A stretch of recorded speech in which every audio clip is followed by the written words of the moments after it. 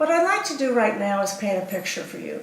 Let's assume that you're having a periodic meeting with your mentee, and you, of course, are the mentor. And you're trying to find out what the progress has been on something you've suggested.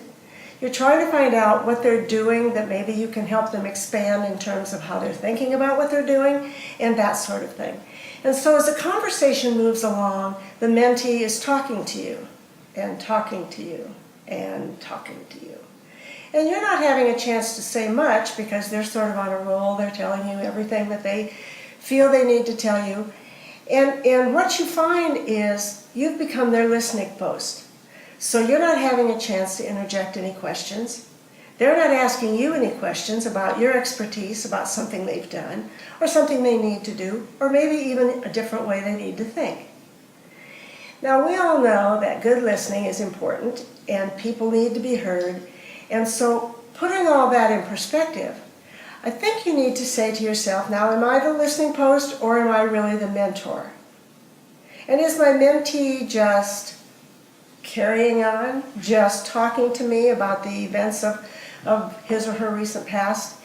And the real question you need to ask yourself is, what do I have here? Do I have a winner or do I have a whiner?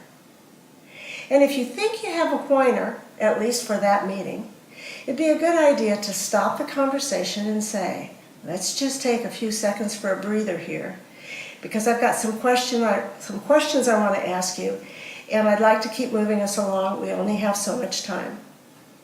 That usually relaxes the situation, puts the mentee into a place where they are now expecting you to ask a couple questions, and maybe you can get them on a better track than just talking, and talking. That's really not what mentors typically sign up to do. It's not what you should sign up to do. But you need to learn the technique of how to break up the conversation just for a couple minutes so that everything gets more relaxed and back on track. I'd suggest if you have one of those types of mentees, or if they simply have a bad day, you try that technique and see what happens. You can get many other tips and techniques on our website, LaunchPointLeadership.com. I invite you to visit it and see what you can learn. Thank you.